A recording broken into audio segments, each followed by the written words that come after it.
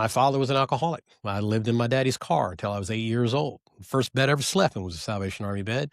I used to stand out in front with my mama holding her hand, waiting on somebody to give us some food to eat. The Salvation Army, for the first time, I felt like I was seen, and that I was really valued, and I wasn't just something that they. I wasn't just going through a process. Still the best cheese ever. It was, Yeah. that's what people. But the idea, it was a process. But in the Salvation Army, they said, no, you matter. You not just matter to us, but you matter to God. God has a better way for you.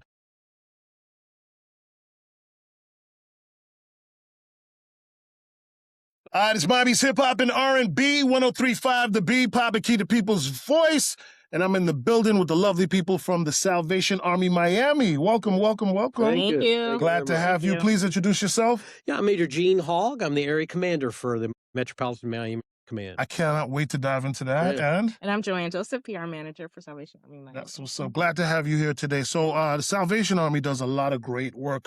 I just want you to kind of just explain to people who don't understand what the Salvation Army is all about, if you could kind of explain to them. Just very quickly, right? Yeah, So yeah. the Salvation Army started in 1865 over in London.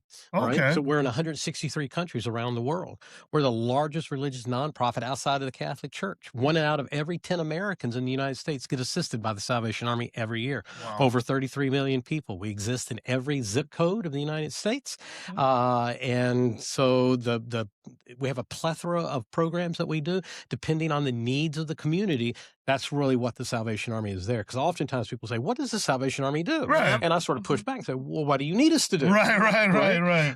Because we don't have a set format. Many people know us if you talk about the Salvation Army. Oh, we know you for the red kettle, say Christmas time, right? Santa Claus. Or we know you for the thrift store program, Right. right? Because how do you communicate the whole, cornucopia of things that we do in a 30-second time spot, right? So, but the people who live on the streets, the people who are broken and hurt and lost and lonely, you ask those individuals, what does the Salvation Army do? And they can tell you exactly how the Army touched their lives. Yep. Wow. You've said that quite a few times, haven't you? Because you spit that out in 30 seconds very good. your time is valuable, right? That's what's up. No, I appreciate you, Major Hogg. Thank you so much for doing that. And you're the PR person for the Salvation Army, so you're constantly putting out the different things that the Salvation Army is doing, and they have something that they're launching on April 22nd that you're up here to talk about, right? Yes. So we do have a groundbreaking happening on campus at our location right now. It's being built behind our campus, and Major Gene's obviously going to be officiating that.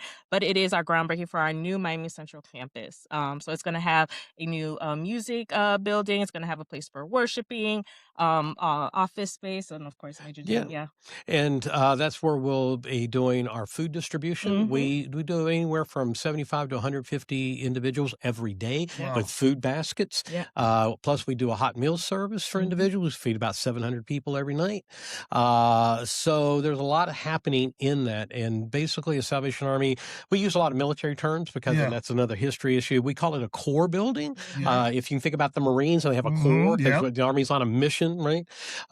So in that facility, there are multiple programs that will be going, like Joanne said, is our music program. Things that people don't know.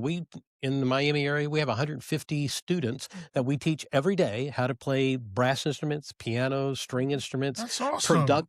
Media production. Y'all gotta tap in with us with that, right? And we have senior citizens programs, we have adult programs. So yeah, it will be a new beehive of activity added to the campus that we already have there. Yep. That is amazing. How do you raise the funds to be able to do this? I come to people of wealth and influence like you. He's really great at it too.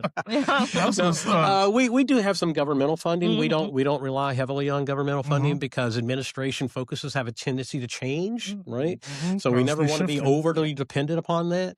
So most of our income and our operating dollars come from individuals within our communities, people who have the heart for what we're doing. People understand the need for that because I tell people, Salvation Army, we're not the sexy organization, right? We're not the it organization, but we've been there since 1865 doing the basic things, teaching people consistently how to live without drugs or alcohol, Mm, how to live without crime and graft, how to clean your house, right? And how to cook a meal, how to be a family unit, how to get better grades at school, right? mm. How to get to college, how to get a good job, how to Mhm. maintain a house. These things that we do every day. Yeah. So we talked about raising money. So there are some unique ways that you can raise money. We mentioned earlier when we were talking offline Mhm. about a golf tournament. Yes. So we Uh, do have our golf tournament happening April 24th. It's going to be at the Miami Shores Country Club, and we're nice. always open and looking for sponsors. But it's going to be a great time. Tee off is at 8 a.m. So if you guys want to support, go to miami.salvationarmyflorida.org, and all the information will be there. That's awesome. Yeah. See, so that's another way you can help out. I Yeah. want to go back to the feeding part Yeah, because I mean I think that's just very key in the times that we're seeing right now absolutely, Mhm. and the absolutely. struggles that people are having, the prices of food, gas, and so many things are going up. Yeah. Based on what's happening in the world today. So, are you seeing the changes, and how can people who are really in need be able to receive the help that they need Right. from the Salvation Army? Yeah. So the Salvation Army, we do food in so many different ways. Times of disaster. Mhm. Yes. We have our canteens that roll. I mean, just the last hurricanes that came through northern Florida, we did over 1 million hot meals to individuals on that platform. But when I came into Miami a couple of years ago, I started talking to all the commissioners around, Mhm. leaders of the community. Here are the things that we talk about in Miami all the time. We talk about the homelessness. Yeah. We talk about the unaffordable housing market that we Mhm. have, and we talk about food, and particularly seniors and how they have to decide, do I pay rent? Mhm. Do I eat? Do I buy medicine or do I eat? Right. And Mhm. so, in doing that, and a lot of good hearted commissioners were telling me they were taking out of their own pocket and they were using their own budgets to go out and find restaurants to help. It was like buy meals and deliver it for them. I said, wait a minute. The Salvation Army, we do food all the time. Yeah. And where some of the commissioners were paying $11, $12 a plate, I can produce a full ethnic kind of meal that's suitable for Miami for $4.20, Wow. Mhm. right? Mhm. So we created a program called Meals That Matter, Mhm.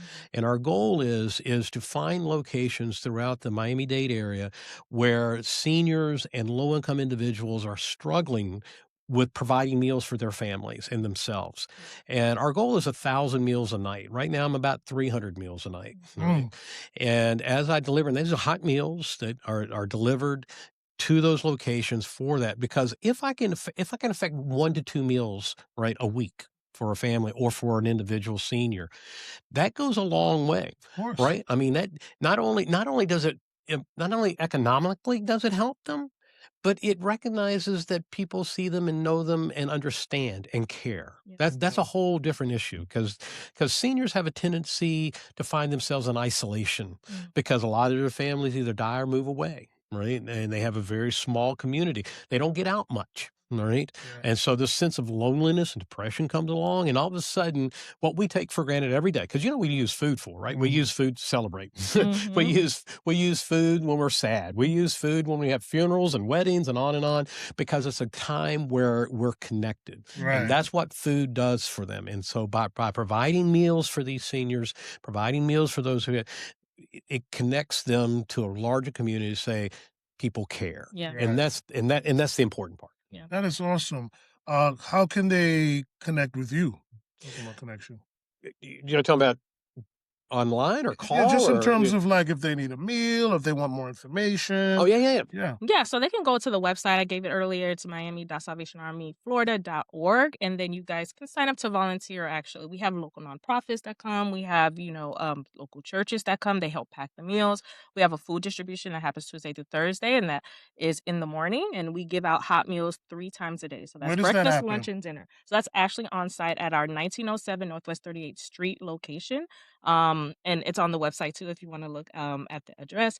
But these meals, we're actually eating them as well. So Right. these are nutritious meals that we enjoy, and so what we're giving to the community is our best. So That yeah. is awesome. Mhm.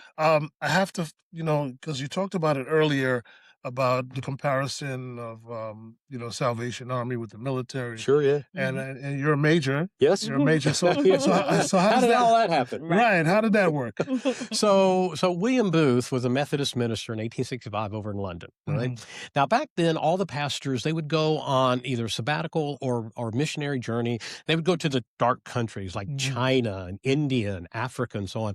Well, William Booth decided there's a lot of things wrong happening in the inner city of London, especially on the east side of London, right?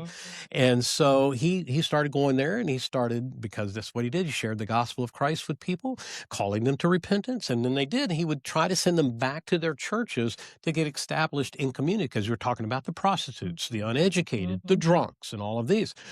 Well, what he discovered really quick is that, please don't be offended, but the church at that time was more of a rural, middle class type of establishment.